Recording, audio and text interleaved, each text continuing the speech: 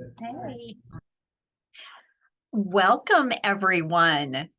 I'm Brenda Bandy, Executive Director of the Kansas Breastfeeding Coalition, and it is my pleasure to welcome you to our first emPOWER Talk. This is a reimagined meeting instead of our general meetings where we're able to take a deep dive into a topic of interest that we know is relevant to families and especially breastfeeding families. So welcome to our first one.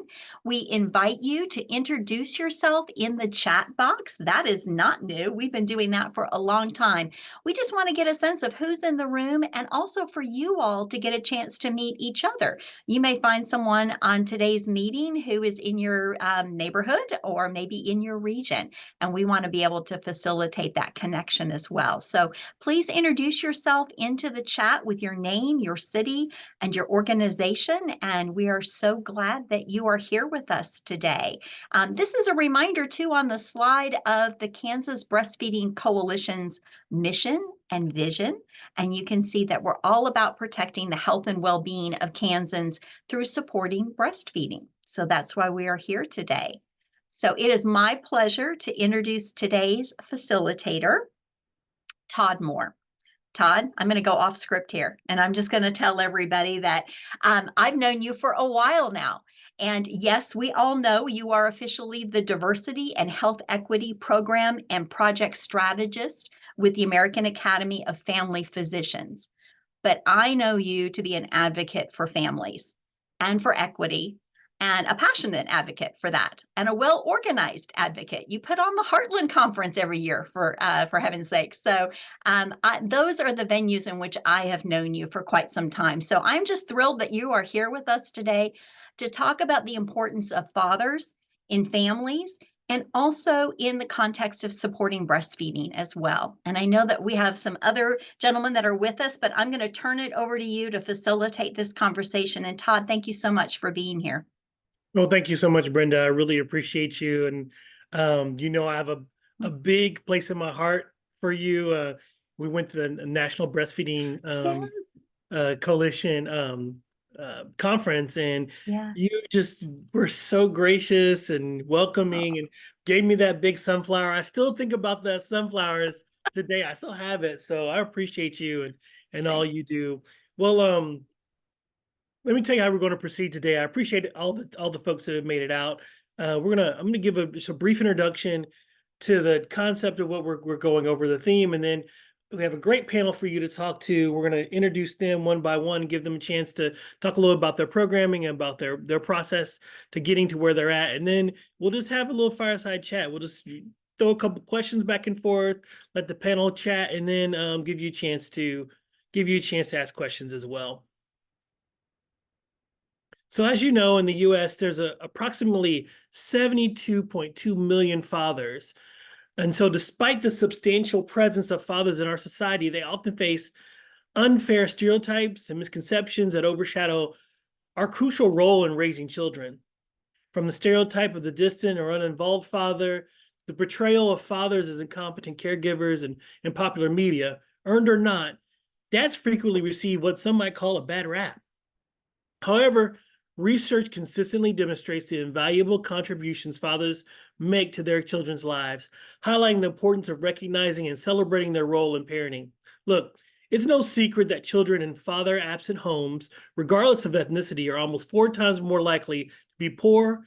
Being raised without a father raises the opportunity for risky behaviors like teen pregnancy or marrying at a young age. However, men who did not grow up with their fathers are not incapable of being good fathers themselves. We have been disproportionately assigned to be raised by single mothers and assumed to not have the capacity to be good fathers ourselves. We have to overcome this myth of fatherhood, and particularly among Black and fathers of color.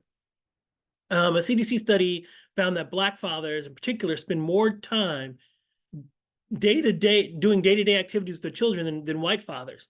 A Pew study showed that Black fathers live separate from their kids see their children at a higher rate than white or Hispanic fathers. Further, a study in the Journal of Epidemiology and Community Health found that fathers' involvement during pregnancy is associated with improved birth outcomes, including higher birth weights and decreased risk of preterm birth. A study in the Journal for Advancing Nursing suggests that fathers who are involved in caring for their partners and infants during the postnatal period can help reduce the risk of postpartum depression in mothers. Despite these positive health outcomes related to dads, the struggle, as they say, is real. A few years ago, I sat on a panel and was asked to reflect on, how do I thrive? How do I thrive? Think about that, because I didn't have to think about it. I knew exactly what it was. It was my children. I have two boys, and the concept of fatherhood overwhelms me every day. Not just the aspect of them growing up Black in this country, that's daily trauma, right? We live in a part of the country that values them for their athletic ability as much as they pass laws that limit their ability to learn about their past. But the idea that I have to teach them these lessons that my parents and grandparents taught me about police stops, about working in workplace, working 3 times as hard to get half as much money. These concepts make me shake my damn head. How do we move past this? How do we get to a point where we have an equality, a system of equality here in this country and in our region? Well, how we elevate these positive narratives and push back the false premises that we are by and large absent and bad examples of engaged parent, we're going to talk about that today. I'm encouraged to say that our panelists today can shed some light on these topics, and let me introduce them to you. Let's start with Ladarius Johnson. We're going to give Ladarius a few about 5 minutes to just introduce his program and the things that he's doing. Let's start with you, Ladarius. Okay, so my program is Built Black Dad. It's okay. We're located in Wyandotte County. And basically, my organization, we're looking to empower Black men and give them the information and knowledge for maternal and infant health. We were looking to give them men a safe space to speak on the issues that may affect them while breaking down the stigma and increasing mental health and awareness for Black men. So we meet on the first Fridays of every month, and we speak with the men that attend the meeting. That's just a little breakdown of what we're looking to do in my organization. Thanks so much, Ladarius. Appreciate you sharing what's going on with Dope Black Dads in Wyandotte County. Next up, let's talk with Alex Tyson. He's with Geared Up Dads in my home county of Geary County. Hi, everybody. My name is Alex Tyson. I'm a fatherhood coordinator with Delivering Change and the president of our fatherhood initiative, Geared Up Dads. Our initiative was started a few years, I would say a few years back, and it was mostly volunteer. I started off as a volunteer on our initiative and slowly graduated and was thrust into a leadership position with our fatherhood initiative, and a lot of that started just off of conversations and my willingness to work a little bit hard at trying to promote and get the word out. As our program has grown, we've done a lot of things and seen a lot of different changes. We've incorporated a fatherhood class that teaches new and expecting dads how to take care of their infant from the first couple of days of birth, and also how to take care of mom throughout that, from beginning the pregnancy to after pregnancy and postpartum and all that stuff. Our class is called Becoming a Dad. We have now pushed to try to get a grant. That way we can take our class across Kansas. I not only do that, I have a 24/7 dad class where I've tried to manipulate that class to work with individual fathers, just in growth and development as a father. I think with all relationships, and that also being fathering, you have to grow in that position. Just like you would put the work in for a job, you got to put the work in to be a dad. We've found ways to reach fathers in unique ways. We do a fishing derby every year. not only to get dads involved, but also to honor one of our fallen fathers that passed away with lost his battle with cancer. We've introduced free K reading programs. We've introduced fifth grade elementary reading programs. We've done some work with our local middle school and high schools. And, one of the things that is very unique to our community is we have a Fort Riley, that's right next to us, so a military installation where we're able to tap in and work together and work with some of the fathers there. Our community is a highly transient community with soldiers and families coming and going. And so I think it's our job, not only as men in this community, but as fathers, to make sure that we're picking up the pieces when some of those guys are gone. So I've been with this program since 2017. Started off as a volunteer, and now I guess I'm the guy. So it's been fun, and it's rare that you can say that you love going to work every day, and that I'm probably one of the lucky ones. So. Well, we appreciate your work, Brother Alex, especially in my Thank you. hometown of Junk City, Kansas, brother. Next Yeah, we up, got Manhattan tonight. okay, wonderful. Well, that's our big rival. Manhattan's always been Uh-huh. a big rival, so I'll keep it above board. But appreciate your work. And next up, we have Jose Miranda, Healthy Babies Fatherhood program in Sedgwick County. Jose?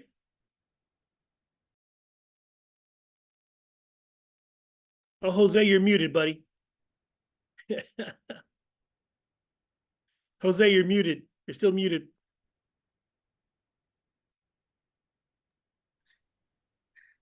Now we're okay now. There we And go. I'm so happy to be here, sharing this experience with you. Hope that I can learn from your programs, and just let me expose my program a little bit to you guys. And my program is called Fathering 15, and that program was derived from the 24/7 Dad from the National Fatherhood Initiative. And we like this program because during the pandemic, we knew we couldn't get together with anybody. So actually, this program was designed to be an online program. However, we have experienced that did not work for us. And so we made this program as a group session. That's what we do. We teach 3 modules. The Fathering 15 program is called Fathering 15 because it has 15 topics. But these are some of the main objectives of the program.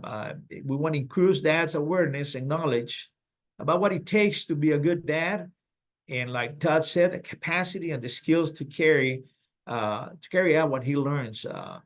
Second object is to build dad's self-worth, and we're going to touch that a little bit more when I go over the modules and the themes. And the third object is build a good man and a good dad. And so that's another important object that we want to really focus in our program. If you go to the next slide. So it's 15 topics. So I thought, well, how do I do 15 topics? And what I did, like I said, I just build up 3 modules, and every time we meet together, we cover 5 topics per module. We meet for 2 hours, usually Tuesday from 6 to 8. I offer a meal to them. I make it very simple and relaxed, interactive. And I also invite their spouses, their partners to these classes. Because in every topic, the moms also needs to hear some of the things that we discussed that will help in the relationship.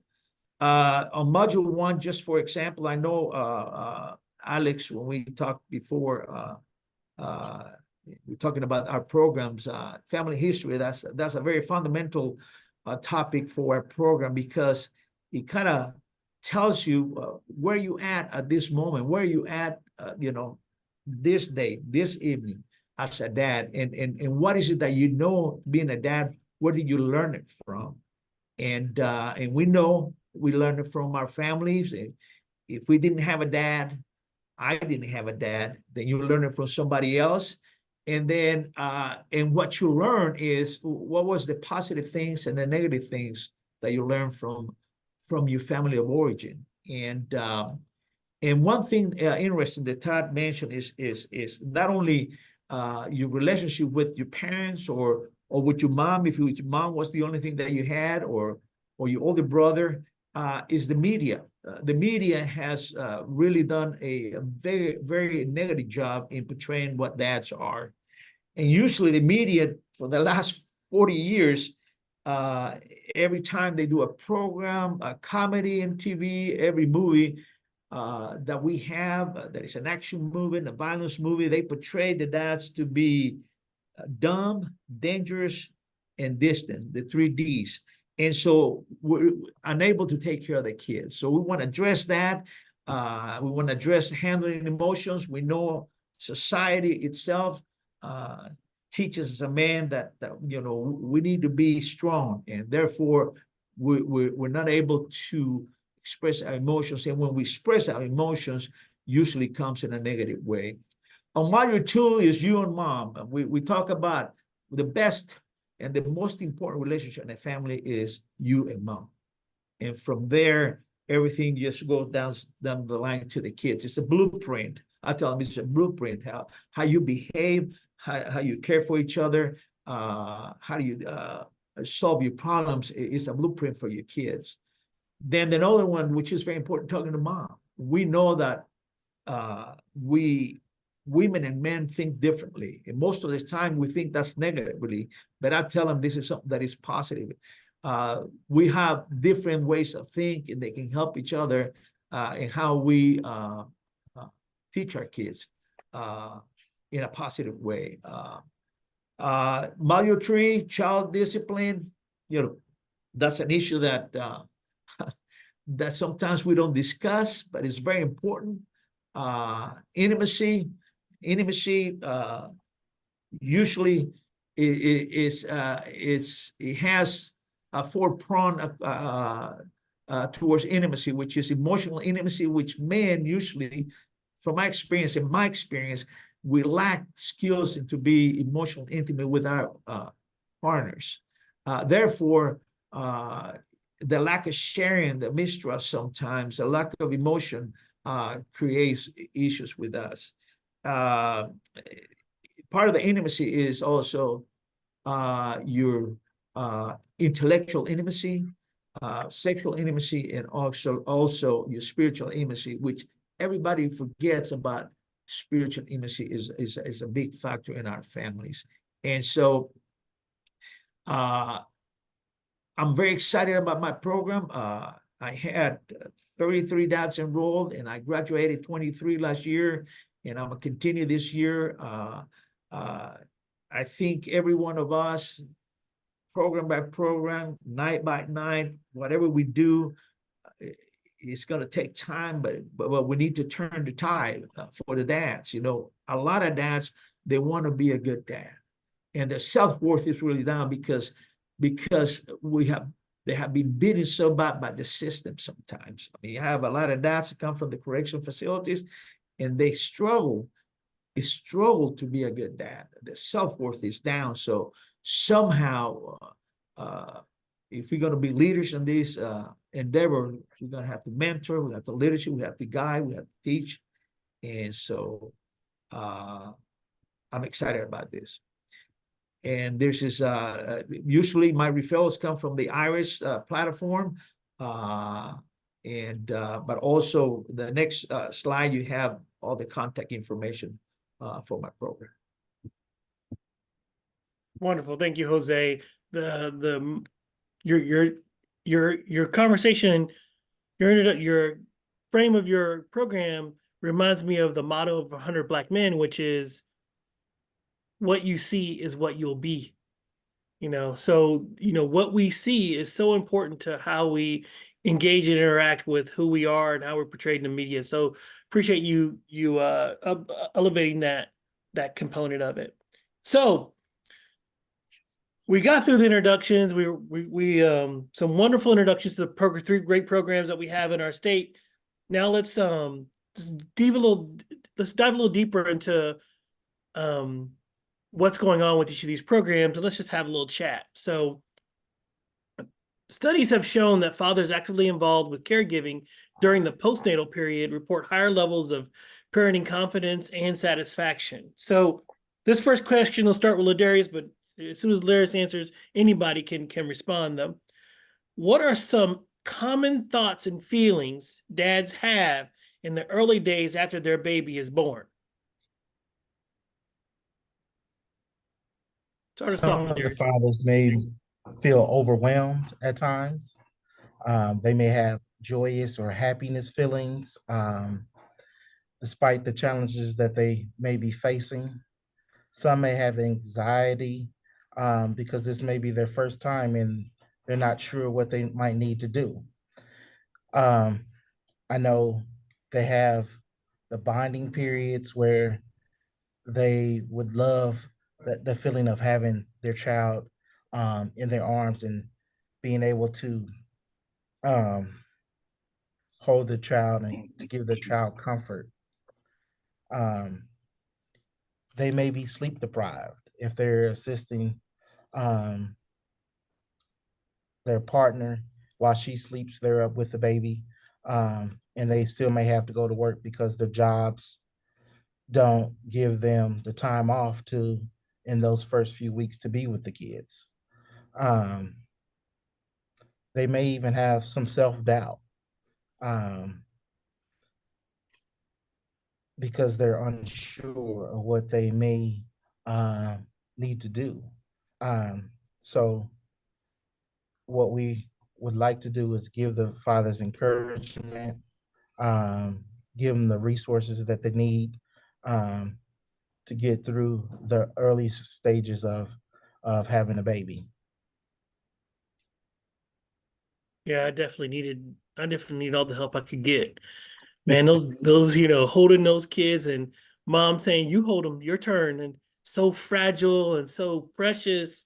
It's like holding $2 million in gold in your hands, right? It's like, what am I gonna do with this? So it's good that you're supporting those folks with your fathers with resources on how to get through that very tenuous first couple of 3 months. Anyone else want to chime in on this? Yeah, I agree with Ladarius. We see through our program a lot of fathers that come through that participate in the classes that we provide. The ones I typically notice is you have dads who they got it figured out, right? And they I know what I got all my stuff, I got all the things I need to take care of baby. Then you got dads that don't have a single clue what to do. And it's fascinating to work with the dads, right? Because we're helping dads who have not the slightest idea throughout that process, because dad who thinks he knows it all has it all and is about to be ready to go, he's kind of checked out. But once we go and I start working with dads and I'm trying to see him once baby arrives and we got to do a car seat check or something, I take the dad out that had it all figured out and he's scared. He's scared to crap. And it's, I guess where it's easy to have that connection is I was there, like you said, I was that guy. I deployed. My wife had my first son while I was deployed, and when I came back, I'm like, I'm gonna be the world's greatest dad because I went through all these different things that it was crappy. But so I'm gonna do it differently. And I got home and it was shell shocked. I was like, all right, I gotta go back to war. This is that's easy. This is tough. And so being able to work around all those different feelings and emotions that dads are going through, but also letting them know that, hey, it's okay because you're supposed to mess up. That's a part of the plan. Is you have to leave that room to mess up. And so being able to not only share our experiences as fathers, but also to tap in and really work with them and help them to understand the the job and the joy that's about to come with them being fathers. So No doubt, no doubt. The the hardest part, I think, for any of us is the aspect of being powerless in a situation where we're seen as such powerful beings, being powerless in a situation where you're this not only a fragile child, but also like, man, what I say and do can impact this life in such a powerful way. That's very intimidating. It can be very overwhelming, and so it's good. It's good that your group talks about that, Alex. I appreciate that, and let me tell you, coming from JC, I think that's really needed there. So I appreciate you, Jose. Anything you want to add to that, or what do you think? Yeah, I was thinking about culturally, from the brown community, from the Hispanic community, me growing up in Central America, there was one thing that was kind of forced on me. The dads are the one who's go to work and they provide, and so dads, everything else you leave it to mom. Mom will take care of it. So, uh, and so that creates some kind of a insecurity, lack of confidence. How you're going to handle now that you're going to be a new dad? How do I do that? I haven't been taught. We haven't talked about this, and so when you're not confident, even though you don't know very much, but then you it's hard for you to respond. You had all these fears, and so I've seen some dads that get excited over here that they about their babies, but I see that lack of confidence in how to say, "Hey, honey, I'm gonna be with you. I'll help you out. I'm excited about this, and I can help you. And if I don't know, I'm gonna learn it. So it's culture sometimes could be an obstacle for men to get involved in being a dad, and also supporting mom with breastfeeding with the babies. I think sometimes we need to reconstruct our culture. So. That's a really good point. The cultural implications of gender roles. Where I'm expected to not be a nurturer to my baby is something we need to make sure we address, because I'm a hugger anyway. And so and I got boys. I don't have any girls, so I gotta hug my boy. It's like, come here, dude, get in here. I'm gonna get. That's not seen culturally as something we do, but that's something we know positively impacts not only our son's life, or our daughter's lives too, right? Correct. All right, let's move on to the next question. It's a great conversation, y'all. So we know that fathers who are actively involved in supporting breastfeeding mothers are more likely to encourage and facilitate breastfeeding, which leads to longer durations of breastfeeding, higher rates of exclusive breastfeeding, which improves health outcomes. Kansas Breastfeeding Coalition has lots of data around this, but fathers can participate in that too. Jose, why don't you talk a little bit start us off with talking a little about what are some ways fathers can support their breastfeeding partner? I was thinking about in one of the themes, the intimacy part of my program, incorporate the breastfeeding, and then he said, "Well, how do you do that?" Well, if you care about your wife, if you care about your baby, whether you think you know everything or not, supporting mom. When the dad is at home coming from work on the weekend, supporting mom breastfeeding the baby is an intimate time for them, that he can participate. What do you need? You want me to do something for you, but make you feel comfortable. And just watching the interaction between the baby and the mom, it would just I would say increase that intimate moment from the dad, and being intimate. I tell him is not a weak. It's not a. It doesn't show. It will not show that you're a weak person, but as a matter of fact, you show that you're a strong, confident dad, and then you can portray that to mom. But a lot of dads are afraid, and so it's I think our job is to just open up that window to say, hey, you can do this, and this is going to be so beneficial for you, for mom supporting your baby, all the benefits of breastfeeding, if we can give them all that. And I think those who are not confident will take the risk to get into that more deeply, I would say. Yeah, Jose, thanks for elevating that. This whole idea of being vulnerable and being masculine and it kind of doesn't necessarily equal, but the reality is being vulnerable equals empathy, right? And that empathy equates to connection and nurturing that we can really contribute to the overall structure of our family structure. So anyone else want to weigh in on this question of the idea of doing a better job of breastfeeding, supporting your breastfeeding Sure. partner? Yeah. I jump in real quick. I'm sorry, Ladarius. You good? Go ahead.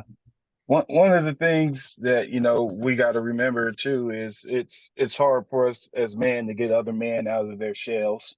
So everything you guys are talking about is spot on. Uh, I try to use what I call Jedi mind trick, right? So when we talk about breastfeeding here, you have to make it almost a goal oriented type deal. I give dads uh objectives that they need to reach. When you're about 32 weeks, 36 weeks out, like, is your go bag ready? Do you have everything packed in case it's an emergency? That is your main job. And because she's not thinking about that. She's worried about uh do I take that epidural? Am I going to have a C-section? How are we going to do this? Do I want to take meds? Do I want a natural birth? She's thinking about all these other things, and I try to give dads different goals throughout those precious moments. But when we get to the breastfeeding side of things, I let them know that they're an integral part of how this will work, and how successful moms will be around the breastfeeding piece of this. If dads aren't checked in and they're kind of shying away and doing all the things that we know as men we can do, being skittish. We know that moms may last a month to possibly 3 months doing it, but if we got dads that support moms, their biggest cheerleaders, I think moms can last that 6 months to a year mark. That's one of my goals to push. I think if we can start there.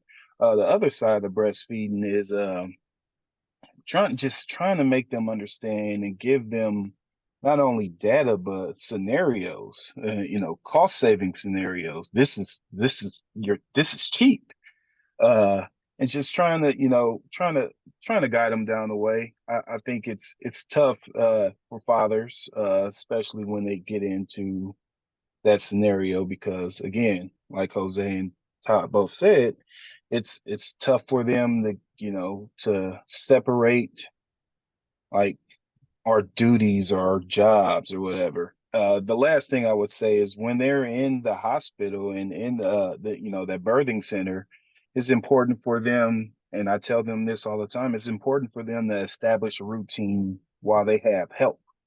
Because as soon as they leave those four walls and they're in their own homes, they don't have that nurse coming in and checking. So it's imperative that they, once nurse comes in, and dads have to get up and help mom with the baby and establish a routine. That way, that's something that they're walking right into once they get into their home. So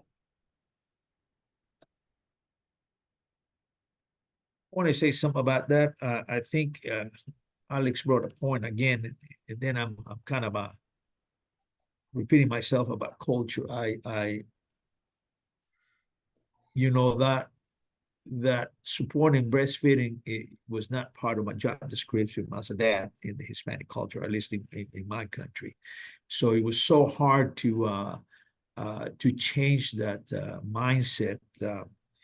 Because that is not just a paycheck, that is being a dad is a lot more than, in other words, mom cannot be a dad and you cannot be a mom. So dad is an important role, and we have to somehow install in our men that that we need to help mom. We need to help mom. We need to help wash the dishes. We need to help whatever it takes. We need to help support it. Well, that's a manly thing to do, to support each other, to support her, to support that baby, to support the children. And so when I interact with the dads, they kind of look at me kind of weird, but I say, hey, you want to be a good dad? You want to be a good dad? You need to help mom. Period. Yeah, you need to help mom. And that's a period. That's a period. Bo, you have something you want to add? Darius, go ahead. Yeah, just a few quick things. We should support the moms and encourage them to breastfeed. And when they're thinking that this is not going to work, um, we need to encourage them that the benefits of breastfeeding. We also should assist, the men should help assist with positioning of the babies to breastfeed. Um, I didn't, as of until yesterday, I didn't know that you had different positions you could put the babies in to breastfeed, um, based on what's comfortable. Um, Having her, the woman, your wife or your spouse, in the correct position to breastfeed helps as well, and you can assist with those type of things. Mm-hmm. Even at night when the baby is up, it's not all on the wife. I mean, the spouse can get up and sing to the baby, Mm-hmm. do skin to skin with the baby at night. Um, so it's other things, it's the little things that you could do to help your spouse so that it's not all on them. I mean, even like doing the extra chores around the house. If she needs snacks, you Mm-hmm. bring her the snacks so she don't have to get up water. Just the little things that you need to do to help your spouse. Um, Another thing I learned yesterday in breastfeeding 101, um, the different stools that you go through that, so that you learn the steps, the process of the baby. Are they progressing along with the breastfeeding? Mm-hmm. Um, I didn't know that. So I would suggest for men to maybe take some breastfeeding classes Mm-hmm. to get a better understanding of what needs to be done. I'm up here with the call and response. I didn't realize I wasn't muted. I'm like, yeah, yes, sir, Yeah, yes, sir. you churching them right now. Yeah. Listen, man, both of my boys breastfed, and my first son, my wife breastfed him for 18 months. And then when the second one came around, she realized that she had a bad latch. For 18 months, she was breastfeeding on a bad latch. And it's like, if I would have done more to help that way, with education and training myself on being understanding what was going on with breastfeeding from our first child, like I did with our second child, we would have been better off. She would have been better off. She would have had just a better experience. So this idea of getting education and engaging is so important. I appreciate you elevating that, Ladarius. I found out at a late sleepy night that my second son had a great latch, and I found that out the hard way. Wait, you left that dangling. What's the hard way? Yeah. So we had a routine. I'd get up, I'd get baby, she'd get ready, and I was falling asleep, and I had my son close on my chest, and he's rooting, he's hungry, and he latched on, and it was not nice. Duh, that's bad. That's classic. Then you really have a appreciation for what your Yes, wife is I going felt through, sorry right? for my wife at that moment. Good stuff, man. All right, so look, we've talked about traditional gender roles, media influences, lack of knowledge, social norms. These are all barriers to men and dads engaging in training and education and gathering to talk about these things. So, Alex, to you, what are some tips that folks can lean on? How did you help start your dad's group? What were some tips to help starting a dad's group? Uh, I mean, you have to get the word out. You know, they talk about build it and they will come. I think that doesn't work in this sense, because you have to get that level of trust. So in developing our fatherhood group, it started off small with offering a class, and we saw that we were just scratching the surface. You know, we needed dads to know more, not only about breastfeeding and changing it, like the standard stuff, but we needed to talk about postpartum depression, not only in moms but in fathers. We needed to talk about the period of purple crying and explain what that looks like, because we've seen it. We need to talk about mental health. We need to talk about all these different things. And so one of the unique ways that we were able to kind of build up that understanding was going out and doing all the little things, doing the reading programs, having the fishing derbies, and our daddy daughter hair care days, and those different things, because they saw that we were not only invested in their, brothers and sisters, and just invested in the community. They saw that we were really trying to make that investment in the fathers. And so it jump started with that. And so being able to piggyback off to becoming a mom uh program, where we would have a dad show up for one night and he'd disappear into the moonlight. We've now been able to have a run of fathers show up to that program, because they understand that I'm gonna show up to the first one and I have to meet Alex. He's gonna drag me out the class. He's gonna tell me all these cool things, and I give them enough of that information to have them asking the question of, I want more. How do I get more? And I said, well, you learn more from attending this class with mom, because you have these professionals who are going to dive deeper into breastfeeding. It's going to talk about mastitis, talk about how to spot the differences between a clogged milk duct to being able to talk about what the infections, if it's the breast is infected, and talk about how often the child may feed, the differences that they may see in feeding and times and nutrition, all the things that they need to know about breastfeeding.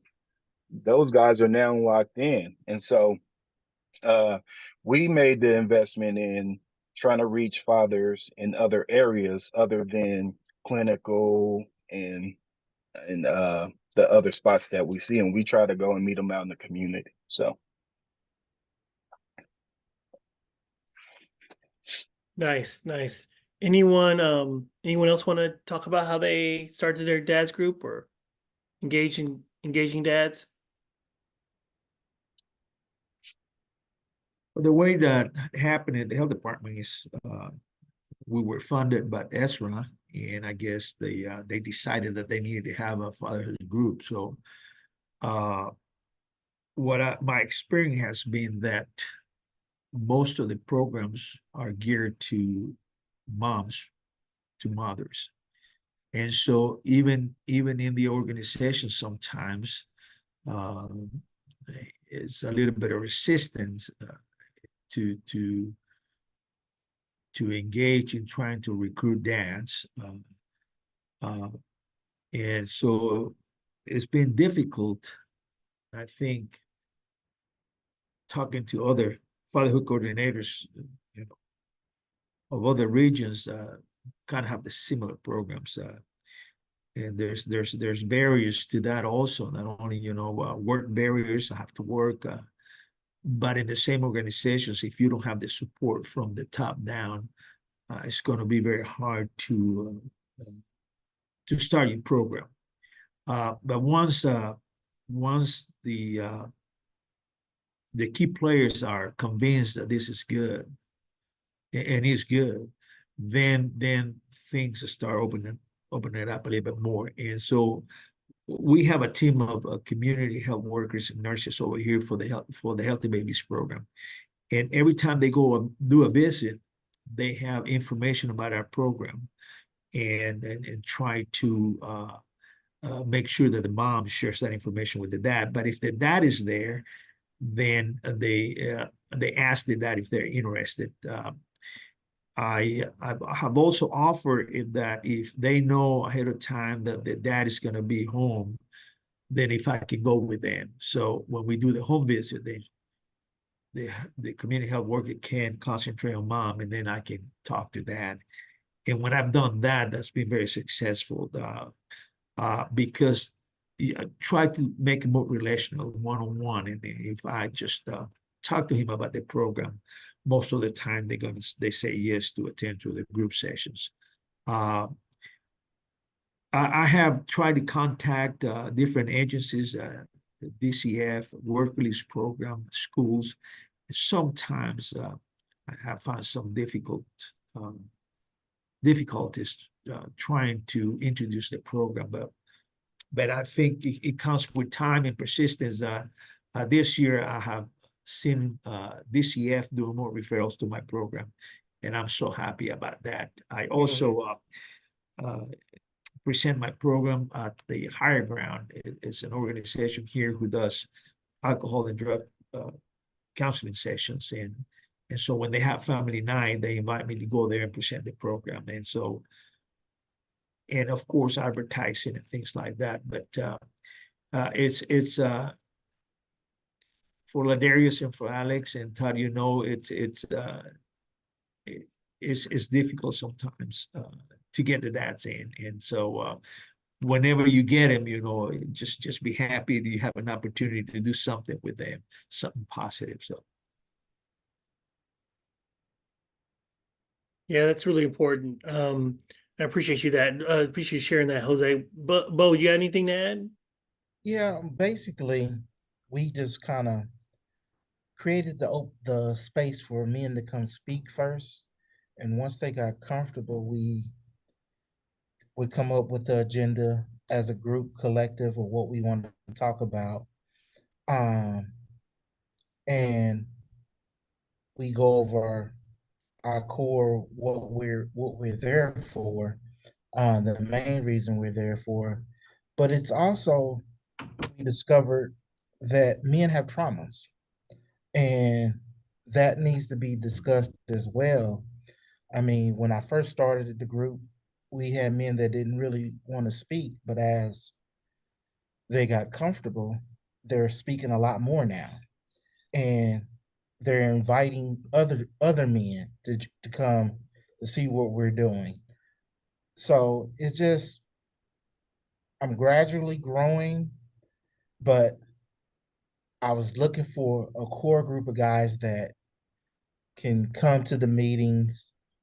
Um, we came up with a time, the best time that we could meet, um, which happens to be on a Friday, which is surprising, um, in the evening. So, but that's pretty much how we've grown so far.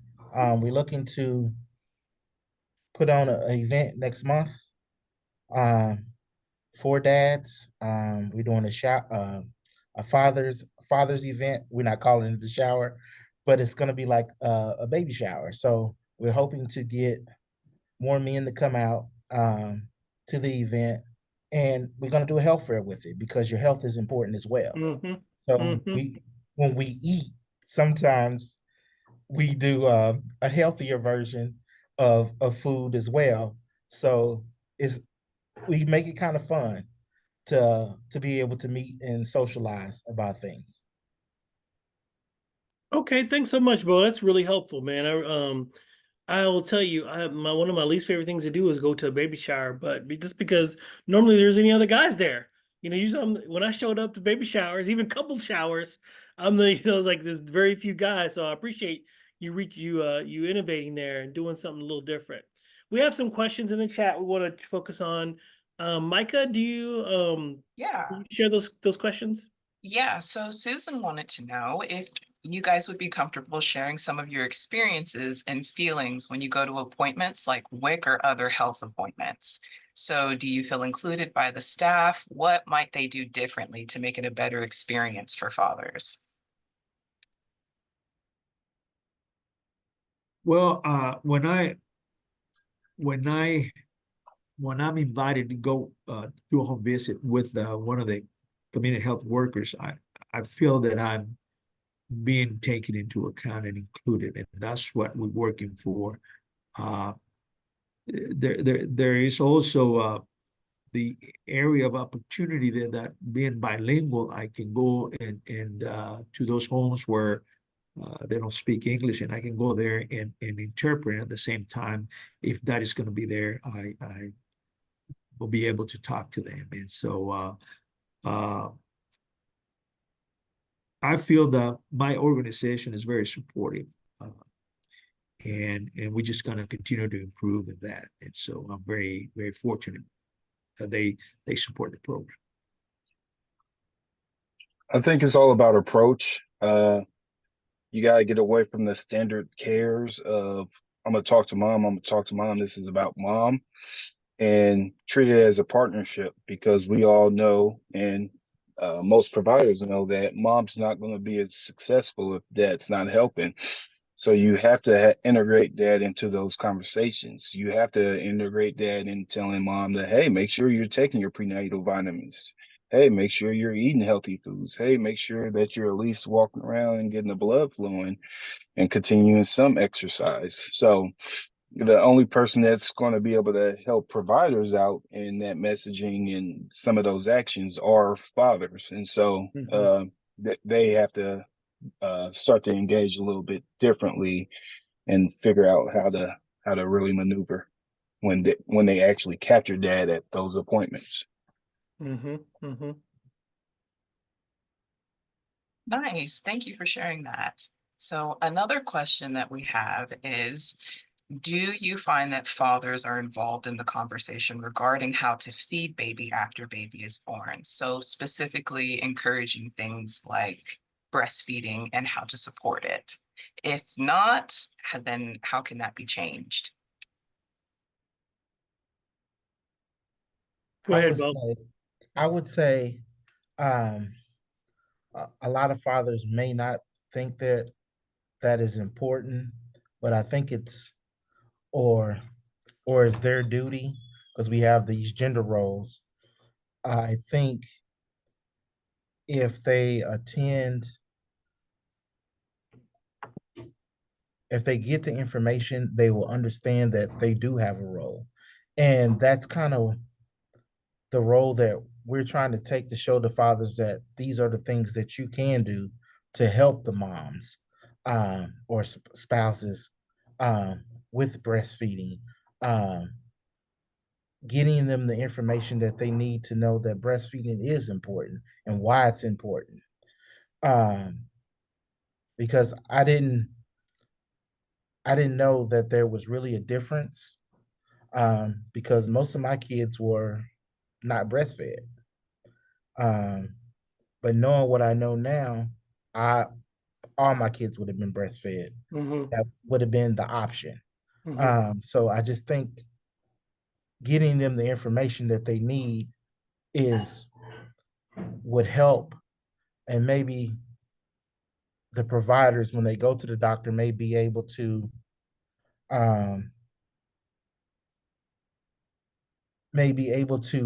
encourage breastfeeding when they go to the appointments, and what the importance is of breastfeeding.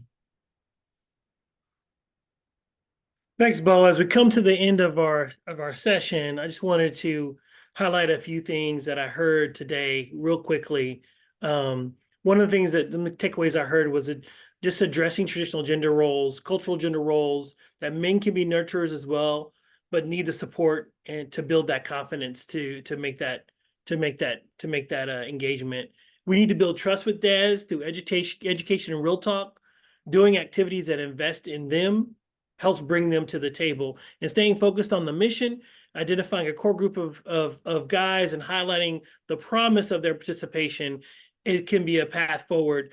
I would also say by recognizing and valuing these contributions that fathers make to enhancing families and children, we can create a more inclusive and supportive environment for all parents and families, and ultimately benefiting society as a whole.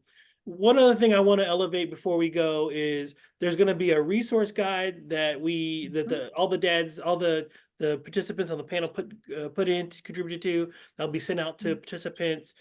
And I also want to elevate this data point that the stay-at-home dads has doubled in the last 20 years, from 1.1 to 2.2 million. There are 2.2 million stay-at-home dads now. So that's another population that we're undervaluing. And grandparents are also an important component. A lot of folks move back home to be with their parents. We need to educate grandparents as well, because their methods of child raising are very different than what's being taught right now. So just be clear about just a couple of takeaways that I wanted to share with you before we go. Thank you so much to Brenda and her team for giving us this opportunity to elevate this important topic. Oh, Todd, thank you. And gosh, I wish we were all together, because you'd be hearing a big round of applause to Ladarius, Alex, Jose, and Todd. Thank you so much. I hope you're reading the chat. This has been amazing. And I think really, yeah, an important conversation. So thank you so much for your time. We actually had 2 resources. Micah dropped in all of the resources that the fathers put together. And we have the KBC's fatherhood page, which also has grandparents and siblings on it as well. So we keep compiling, keep sharing. We will add those resources to all of that so that it is all out there. Thank you, Todd. All right, I'm going to turn our attention to just a few minutes here in the last 4 minutes we have together of some announcements for the KBC. Thanks, Todd, for making our first emPOWER talk amazing. This is going to be hard to top after this.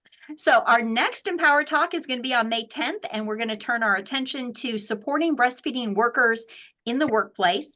And we have 2 amazing speakers lined up. I'm working on a third. So we're going to have an HR professional. We're going to have a national professional that knows about the laws. And then in August, we're going to turn our attention to the National Breastfeeding Month. Next slide. If you haven't seen it in our newsletter, we're opening up scholarships for peer counselor training. So this is a first. If you know of anyone who has an interest in supporting their community by providing peer breastfeeding support, please have them take a look at the application. We have a limited amount of funds, but we're going to spend it all down and send people to peer counselor trainings of their choice. And we have lists on that application of some ideas for where they can go. So we'll pay for the registration. You know, they're all online now, so it should be an easy point of entry for someone who's probably already supporting breastfeeding families and maybe just wants to learn a little bit more. So check out that scholarship. Next slide. We encourage you to join a section. I think that a lot of you have know about our sections, but this is a great opportunity to dive deeper into some of these topics. Childcare, public health, hospitals, they're doing great work. And then we have our first 1000 Days Kansas initiative, which is our policy and advocacy arm. If you're interested in policy, you won't want to miss the first Friday policy updates. We had an amazing one just last week, and on the 1st of March, we will have another where, just a second, we're going to look at yes, we're going to take a look at the Kansas Momnibus and also the new Title IX regulations that will be coming out that support breastfeeding in schools. So you're not going to want to miss that. Next slide. Oh, I have 1 minute left. Save the date for the conference. You won't want to miss that either. Why you buy like a sandwich or something, pre-made sandwich there for work today? Hey, Shalise. Welcome. Hey, that's all right. But do come to the conference, October 17th and 18th, back in Wichita, and we are planning another gala, so bonus. And then, of course, as Ladarius already mentioned so well, we have our 101, 201 series that will continue through this year. We have 3 more offerings, actually, April, August, and December. And I think that's it. Share your thoughts. We would love to know what the KBC can be doing better and what it is that you think we're doing well. Also, what's happening in your community around breastfeeding, including fathers. We want to know. So please share your thoughts. And thank you so much for joining us today. This has been amazing. Any questions before we go? Drop them in the chat. Okay. And we also have the contact information for all of the gentlemen that you saw today are on that web page that Micah dropped in. Micah, maybe you could drop it in one more time here at the end, the web page of resources, because at the bottom we've added their contact information. So you will know how to reach out to them and build a dad's group in your community. Thank you all for joining us today. Have a great weekend. Go Chiefs. Chiefs. Yeah. I was hoping I could say that. There we go. Go Chiefs. Thanks again, Todd, Alex, Ladarius, Jose. Really appreciate it. And to everybody that joined. Bye. Bye.